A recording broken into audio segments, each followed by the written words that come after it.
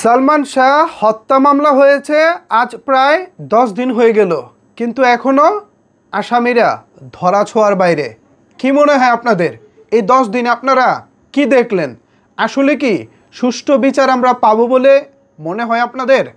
সালমান শাহ হত্যা মামলা দীর্ঘ 29 বছর ধরে আলোচিত একটি মামলা। এছাড়া সালমান শাহ আমাদের ঢাকাই সিনেমার অন্যতম জনপ্রিয় এবং আলোচিত একজন নায়ক ছিলেন। এমন একজন নায়কের আলোচিত হত্যাকাণ্ড নিয়ে যদি আমরা এরকম নীরব ভূমিকা দেখি, তাহলে ভাই আমরা যারা নর্মাল সাধারণ জনগণ আছি, আমরা তো ভাই কোনোদিন, বিশ্বাস করেন অবস্থা যা দেখতেছি তা দেখে মনে হচ্ছে না আমরা সাধারণ জনগণ কোনোদিন নিজেরা বিচার পাবো। একজন জনপ্রিয় টপ লেভেলের তারকা, তার পরিবারের যদি ভাই বিচার পেতে এরকম লেন্দি প্রসেস হয় বা আমরা শক্ত কোনো পদক্ষেপ না দেখি, তাহলে নিজেরা আমরা যারা সাধারণ জনগণ আছি আমরা কিভাবে আশা খুঁজে পাই?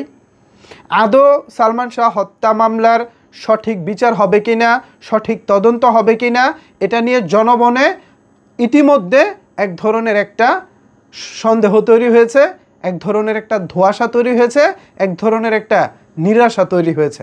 সো এই জায়গা থেকে প্রশাসন চাইলে মুহূর্তে আমাদেরকে আশার আলো দেখাতে পারেন। আমরা এখনও আশা রাখতে চাই, আমরা এখনও প্রশাসনের উপরে ভরসা রাখতে চাই, কিন্তু দীর্ঘ প্রায় 10 দিন হয়ে গেলেও এখনও পর্যন্ত একজন আসামিও গ্রেফতার হয়নি।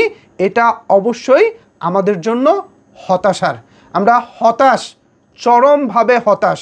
সালমান শাহ হত্যা মামলার আসামিরা এখনও গ্রেফতার হচ্ছেন না কেন? ডন একদিকে বলতেছেন তিনি এখনও বাসাতেই আছেন, 2-1 দিনের মধ্যে তিনি আত্মসমর্পণ করবেন, অথচ 2 দিন চলে গেল তিনি এখন আত্মসমর্পণ করেননি।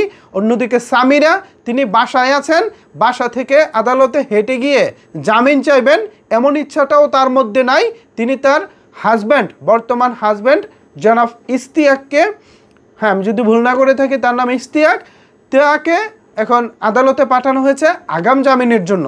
ভাবতে পারেন, মানে আসামিরা ভাবতেছে আমি ভাই ঘরেই বসে থাকবো, আমার হাজব্যান্ডকে পাঠাই একটা আগাম জামিন নিয়ে আসুক। এগুলো যেন ভাই মানে একটা খাবার, মানে আমার এখন কাচ্চি খেতে মন চাইলো, ভাই কাচ্চি ডাইনে চলে যাও বা কাচ্চি ভাইয়ে চলে যাও, সামথিং লাইক দ্যাট। এরকম একটা দোকানে চলে যাও, আমার জন্য একটা কাচ্চি নিয়ে আসো, ব্যাস আমার যেতে হবে না, আমি আমার বাসার কেয়ারটেকার অথবা দারোয়ান মানে কেয়ারটেকার এবং অথবা ড্রাইভারকে আমি পাঠিয়ে দিলাম যে নিয়ে আসো, আমি ভাই যাবো না নিচে। এরকম এত সহজ আসলে মামলা মোকদ্দমার বিষয়টা, এত সস্তা?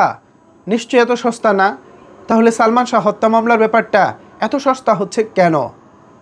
এই যে সালমান ভক্তরা প্রতিনিয়ত ফেসবুকে প্রতিবাদ জানাচ্ছেন, বিভিন্ন জায়গায় মানববন্ধন করতেছেন, কোনো কিছুই তো কাজে আসছেন না।